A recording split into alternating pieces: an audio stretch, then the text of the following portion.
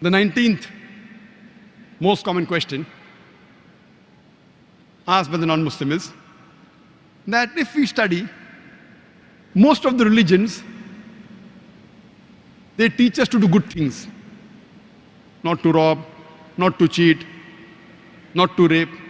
So if all the religions teach good things, why should a person only follow Islam? It's a very good question. That if we analyze, most of the religions speak good things, basically. So why follow Islam? The reply to this question is, I do agree, most of the religions speak good things basically. But the difference in Islam is, Islam shows you a way how to achieve the state of goodness. For example, all the religions say you should not rob. Hinduism says you should not rob. Christianity says that. Islam says the same. So what's the difference between Islam and the other religions? The difference is Islam shows you a way to achieve a state in which people will not rob. Islam has a system of zakat. That's every rich person who has a saving of more than the nisab level, more than 85 grams of gold, he or she should give 2.5% of his excess wealth in charity every lunar year. If every rich human being gives zakat, poverty will be eradicated from this world. There will not be a single human being who will die of hunger. After this, the glorious Quran says in Surah Maida, chapter number 5, verse number 38, as to the thief, be it a man or a woman, chop off his or her hands as a punishment from Allah subhanahu wa ta'ala. Chopping off the hands in this age of science and technology, in this 21st century, Islam is a barbaric religion. It's a ruthless way of life. I'm asking a question. That today, America happens to be one of the most advanced countries in the world. But do you know, it is the country which has one of the highest rates of theft and robbery. I'm asking the question that if you implement the Islamic Sharia in America, in USA, every person who's rich, who has a saving of more than 85 grams of gold, should give 2.5% of his saving every lunar year in charity. After that, if any person, man or woman, robs, chop off his or her hand as a punishment, I'm asking the question, will the rate of robbery and theft in America, in USA, will it increase? Will it remain the same or will it decrease? Increase, remain the same or decrease? Decrease. It's a practical law. You implement the Sharia, you get results. You implement the Sharia anywhere, it doesn't have to be a Muslim country. You implement in USA also, you will get results. That's the reason I say Islam, besides speaking good things, shows you a way how to achieve that goodness. And many people think that if you go to Saudi Arabia, where this law is practiced, every second person you come across will have his hand chopped off. I have been to Saudi Arabia more than 50 times. I have not come across a single person whose hands have been chopped off. There may be some people whose hands have been chopped off, but it is not as common as you think. The law is so strict that a person will think 10,000 times before robbing. And if you relax this law, if Saudi Arabia stops this law, Islamic law, immediately you will find that robbery and theft will increase. Not that the police is very intelligent, but the law is so strict, the law of Allah subhanahu wa ta'ala. If you relax this law, even in that country again theft and robbery will increase. It is a practical law. You implement the Sharia, you get results. Let me give you one more example. Most of the religions say that molesting a girl is wrong, raping a girl is wrong. Hinduism says that, Judaism says that, Christianity says that, Islam says the same. So what's the difference between Islam and the other religions? The difference is Islam shows you a way how to achieve a state in which people will not molest or rape any woman. Islam speaks about the system of hijab. Normally, you read books, you find orators, scholars talking about hijab for the woman, hijab for the woman. But Allah subhanahu wa ta'ala in the Quran first speaks about the hijab for the man and then for the woman. Allah says in the Quran in Surah Nur, chapter number 24, verse number 30, say to the believing man that he should lower his gaze and guard his modesty. Whenever a man looks at a woman, if any brazen thought, any unashamed thought comes, he should lower his gaze. Once, there was a Muslim who was staring at a girl for a long time. I said, brother, what are you doing? It's haram in Islam. He told me, our beloved Prophet said, the first glance is forgiven, the second is prohibited. I have not completed half my glance. That does not mean you look at a woman for 10 minutes without blinking and saying, I have not completed my glance. What the Prophet meant was, if you unintentionally look at a woman, don't look at her again to feast on her beauty. The next verse speaks about the hijab for the woman. Allah says in the Quran in Surah Nur, chapter number 24, verse number 31, say to the believing woman that she should lower her gaze and guard her modesty, and display not her beauty except what appears ordinary of, and draw a head covering over her bosom, and display not her beauty except to her husband, her father, her son, and a list of mahram, the close relatives who she can't marry is given. The basic criteria for hijab as far as the extent is concerned is that for the woman, the complete body should be covered. The only part that can be seen are the face and the hands up to the wrist.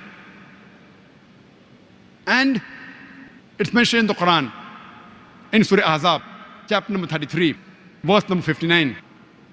Allah subhanahu wa ta'ala says, O Prophet, tell your wives and your daughters and the believing women that when they go abroad, they should put on the jilbab, they should put on the cloak, so that they shall be recognized and they will be prevented from being molested.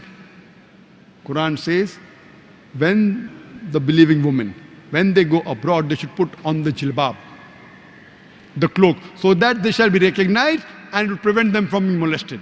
For example, if there are two twin sisters who are very beautiful, who are equally beautiful, and if they are walking down the streets of Dubai, maybe Jumeirah, and one twin sister, she is wearing the Islamic hijab, complete body covered, except for the face and hands up to the wrist, and the second twin sister, she is wearing the Western clothes, mini skirt or shorts or with a low neck.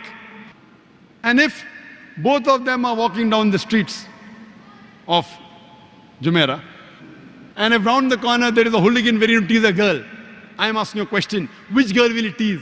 Will he tease the girl wearing the Islamic hijab, or will he tease the girl wearing the Western clothes, the mini skirts or short? Which girl will he tease?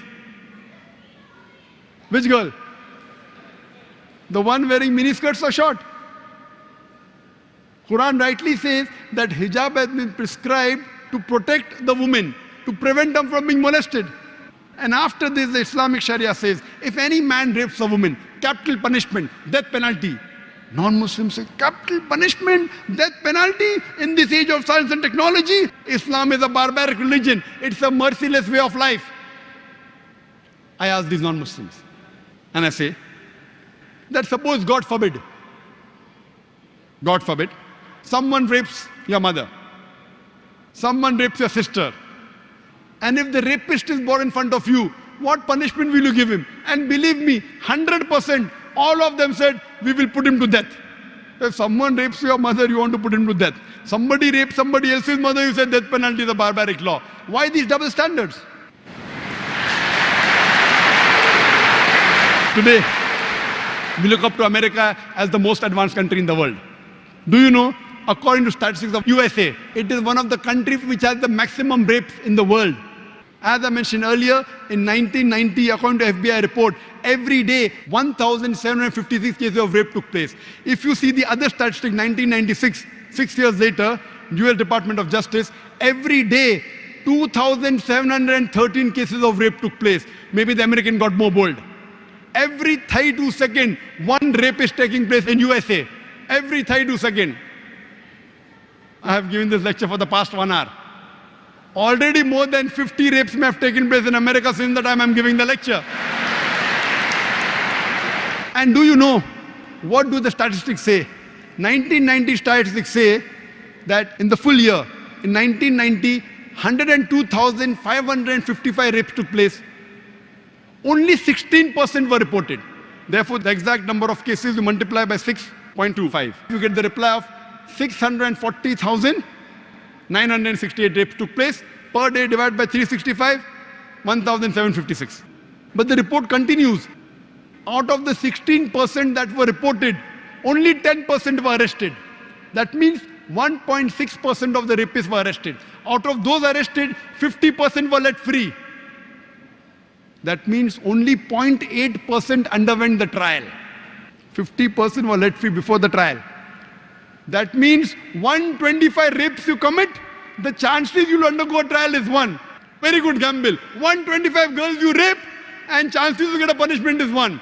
Who wouldn't like to try? And the statistics tell us that the judge says, first time he's committed rape, okay, give him only 1 year punishment. More than 50% get 1 year imprisonment, though the law says 7 years rigorous imprisonment. But the judge is lenient. First time he's done. 125 rapes. You get caught once, judge says first time, 50% of the cases, he says less than 1 year. I'm asking the question, if you implement the Islamic Sharia in USA, any man looks at a woman, any brazen, any unashamed thought comes, he should lower his gaze. After that, the woman, they should properly be covered, complete body covered except the face and the hands of the wrist can be seen. After that, if any man rapes a woman, capital punishment, death penalty. I'm asking the question, will the rate of rape in USA, will it increase? Will it remain the same or will it decrease?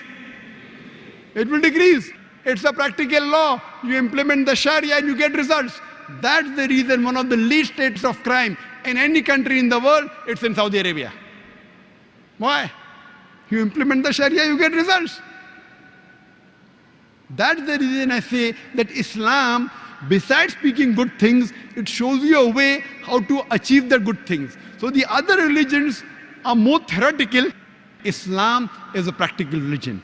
So practically, if you care for humanity, practically, if you really want the evil to be destroyed in this world, you have to accept Islam.